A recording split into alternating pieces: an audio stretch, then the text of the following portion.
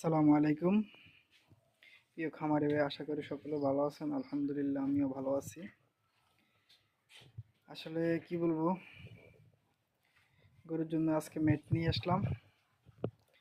শীত, সামান্য সামান্য শীত আছে, এই জন্যে নিজের শীতের পোশাক এখনো না নিলেও গরুর জন্য নিয়ে নিয়েছি।